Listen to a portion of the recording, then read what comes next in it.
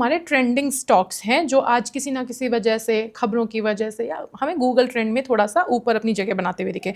सबसे पहला स्टॉक है ओला इलेक्ट्रिक। इस शेयर में जो है आज ही जब मैंने लास्ट चेक किया था at that time it was 14% high, और अगर मैं आज और कल दोनों सेशंस की बात करूं तो 24% से ज़्यादा की तेजी आ चुकी है, जबकि पिछले 6 महीनों में शेयर 18% गिरा है। अभी तक इस शेयर को लेकर के कुछ ऐसी कॉन्क्रीट रीजनिंग नहीं दिख रही है कि क्यों आखिर इस शेयर में इतना हैवी बाइंग दिख रही है। आपके पास है कोई इनपुट? देखिए, मेजर दो तीन कारण हो सकते हैं। अगेन काफी रूमर्स भी है मार्केट में, रूमर्स पे तो जाऊंगा नहीं, पर अगेन जिस हिसाब से ऑटो स्टॉक्स में मोमेंटम आया है, तो ऑटो स्टॉक्स के साथ एक लगार्ड जो स्टॉक रहा है, ओला जैसा स्टॉक है जो काफी गिर चुका है, 40 के आसपास, चाहे 45 के आसपास चल रहा था जब मोमेंटम शुरू हुआ है, तो हो सकता है थोड़ा कैचअप रैली ऑटो स्टॉक्स के साथ नजर आ रही है। सेकंड, रेयर अर्थ मिनरल्स जो भी हम बात कर रहे हैं चाइना के साथ, उसका हमारा एक समाधान निकलता हुआ नजर आ रहा है। तो ईवी वगैरह के स्टॉक्स या बैटरी वगैरह के जो भी रिलेटेड स्टॉक्स है उनमें मोमेंटम अच्छा देखने को मिल रहा है। कल एक्साइड अमराजा में मोमेंटम था, ओला में मोमेंटम था, ओलेक्ट्रा में मोमेंटम था। इस वो चीज मुझे लग रहा है स्टॉक को सपोर्ट कर रही है, टेक्निकली काफी मजबूत नजर आ रहा है। शॉर्ट टर्म की जहां तक बात है, 45 के आसपास का एक सपोर्ट है, तो इसी का स्टॉप लॉस मेंटेन करना चाहिए। बाकी कोई और बड़ा रीजन मुझे ओला में नजर नहीं आ रहा। ये मुझे लग रहा है मेजर कारण हो सकते हैं। सेकंड, मार्केट में काफी चीजें बात हो रही है, उस पर कोई फिलहाल टिप्पणी नहीं है, पर मुझे लग रहा है मोमेंटम काफी अच्छा है स्टॉक। मोमेंटम काफ़ी अच्छा है और 45 का स्टॉप लॉस लगा के चलना है। क्या फ्रेश एंट्री कहीं आप देख पा रहे हैं अभी करनी चाहिए, या फिर जो एग्जिस्टिंग होल्डर्स हैं उन्हीं के लिए है कि स्टॉप लॉस को फॉलो करें, बाकी अभी इसमें कुछ करने की ज़रूरत नहीं है? नहीं, अभी तो फ्रेश एंट्री का वो सवाल नहीं उठता है, क्योंकि 20% के आसपास चल चुका है स्टॉक लगभग 2 दिन में। तो अभी तो एंट्री की सलाह नहीं है। सुबह हमने एक प्लेटफॉर्म पे 48-49 के पास एंट्री की सलाह दी थी, वहां से 2-3 रुपए ऊपर आ चुका है। तो फिलहाल मुझे लग रहा है एंट्री ना करें, अगर ले रखा है तो 45 का एक स्टॉप लॉस जरूर मेंटेन करें। अगर आप एग्जिस्टिंग होल्डर हैं तो आपको सलाह है ये कि आप 45 का स्टॉप लॉस यानी उस काउंटर पे नज़र रखें, लेकिन फ्रेश एंट्री की सलाह नहीं। भले ही आज 2 दिन से ये स्टॉक मूवमेंट में दिख रहा है, लेकिन कंपनी की तरफ से कुछ पर्टिकुलर ऐसा नहीं है कि यहाँ पे कोई खबर आई है। जो रेलिवेंट खबरें हैं जिनकी वजह से इनको थोड़ा सा बल मिलता हुआ दिख रहा है। और बाकी हम गुड रिटर्न्स पर हमेशा कहते हैं कि कोई भी इन्वेस्टमेंट प्लान करने से पहले अपने फाइनेंशियल एडवाइज़र से 100% सलाह लें, क्योंकि हम जो भी स्टॉक्स डिस्कस करते हैं उनकी रीजनिंग प्योरली न्यूज़ होती है। वो या तो गूगल ट्रेंड में कर रहे होते हैं या फिर उनके लिए कोई न्यूज़ होती है जिसकी वजह से वो हमारे रडार पर होते हैं। ऐसे एक मैंने पहले पूछा जियो फिनेंस का, आपने उसका लेवल तो बता दिया। आज शेयर में आधे % से ज़्यादा की गिरावट थी। एनालिस्ट का भरोसा, मैंने न्यूज़ पढ़ी तो उसमें एनालिस्ट को काफ़ी सही लग रहा है। तो मैं ये जानना चाहती हूँ कि जियो फिनेंस इट्स नो ब्रेनर कि सभी को अपने पोर्टफोलियो में ये स्टॉक होना चाहिए, लेकिन पहली बात तो क्या ये जो गिरावट है इसको खरीदारी के मौका की तरह लें, और आप इस शेयर में शॉर्ट टर्म में और अगले 6 महीने में क्या नेक्स्ट टारगेट देख पा रहे हैं? देखिए, जहां तक 6 महीने की बात है, मोमेंटम तो अच्छा है, कोई डाउट नहीं है, पर स्टॉप लॉसेस का जरूर ध्यान रखें। स्टॉक थोड़ा चल चुका है, तो जिन्होंने भी शॉर्ट टर्म के लिए लिया है या एफएनडो में लिया है, 325 पहला सपोर्ट है और 319 दूसरा सपोर्ट है। तो सपोर्ट जरूर ध्यान में रखें। जहां तक टारगेट्स की बात है, 345 पहला टारगेट है, 345 के ऊपर निकलेगा देन एक मोमेंटम काफी स्ट्रॉन्ग आ सकता है। 345 इसका एक कंजेशन जोन है, वहां पे स्टॉक में रुकावट आ सकती है। तो 345 इसका फिलहाल के लिए मेरा पहला टारगेट है। उसके ऊपर निकलेगा तो काफी स्ट्रॉन्ग मोमेंटम आ सकता है। ओके।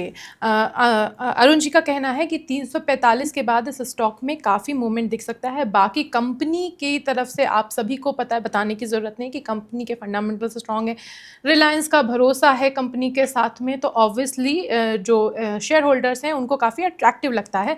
और अगर मैं बाकी एनालिस्ट की बात करूँ जो कि बहुत बड़े बड़े ब्रोकिंग फर्म्स हैं, उन्होंने बोला है कि अगले 6 महीने में ये स्टॉक जो है 394 का, लेकिन अरुण जी का कहना है कि 345 के बाद, 345 का आपको वेट करना है, उसके बाद में हो सकता है इसमें मूवमेंट दिखे।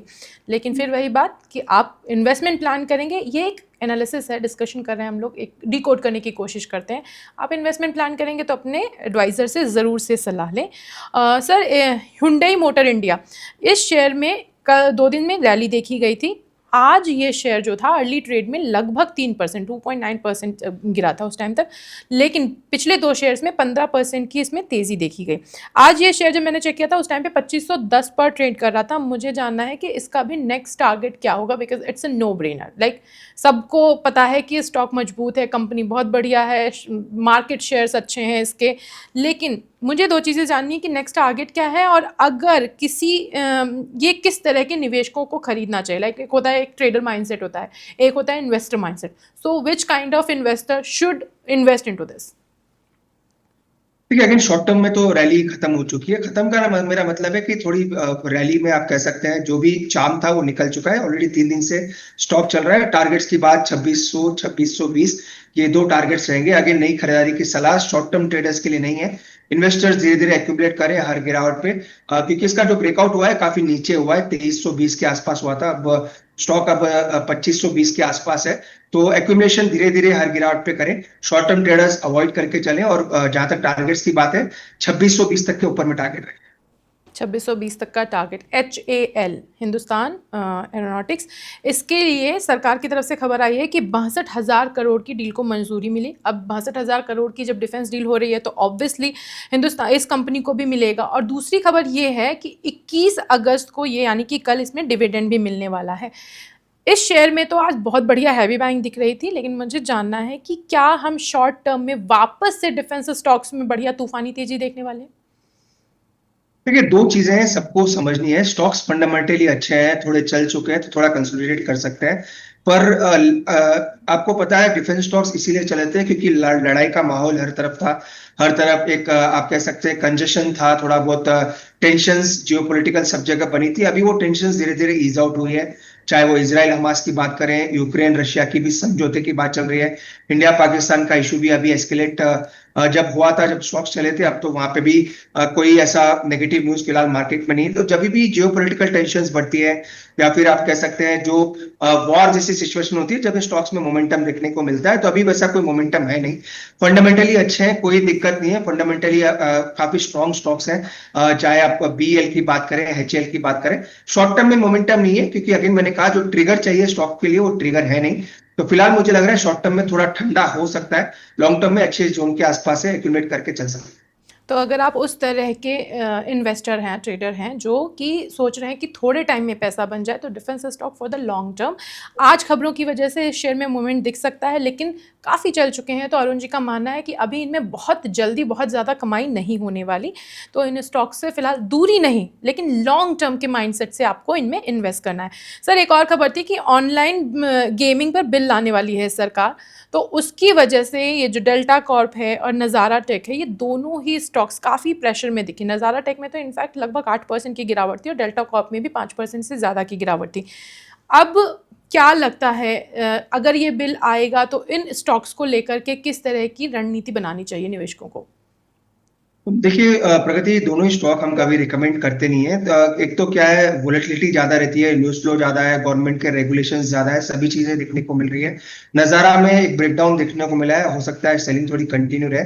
पर अगेन मुझे लग रहा है इन दोनों स्टॉक्स के लिए अगर किसी को निवेश की सलाह लेनी है तो एक फंडामेंटली जो बंदा या फिर जो एनालिस्ट इसको ट्रैक करता है वहां से एक बार सलाह जरूर लें, क्योंकि मैंने डिटेल वो नोट पढ़ा नहीं है जहाँ पे कितना इनके रेवेन्यू पे इम्पैक्ट होगा ऑनलाइन बिजनेस वगैरह से।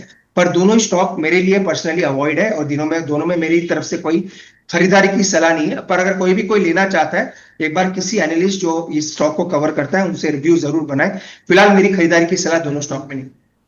डेल्टा कॉर्प और नज़ारा टेक दोनों से दूरी बनाने की ज़रूरत है, क्योंकि काफ़ी वोल्टाइल शेयर्स हैं। और दूसरी चीज़ ये है, जो खबरों का है, जो खबर की बात की जा रही है उसके बाद में क्या असर पड़ेगा, वो थोड़ा सा देख करके वेट एंड वॉच वाली कंडीशन है। तो इस वजह से अगर आपको इस तरह के स्टॉक्स में जो बहुत ज़्यादा वोल्टाइल होते हैं, अगर ऐसा कोई इंटरेस्ट है, if you are particularly interested in this segment, तो आपको अपने फिनेंशियल एडवाइज़र की सलाह लेकर के कोई कदम उठाना चाहिए, क्योंकि ये स्टॉक बहुत ज़बरदस्त उसमें नहीं आ रहे हैं कि आपको लगे कि इसमें खरीदारी करनी, बल्कि दूरी बनाने की सलाह दी जा रही है।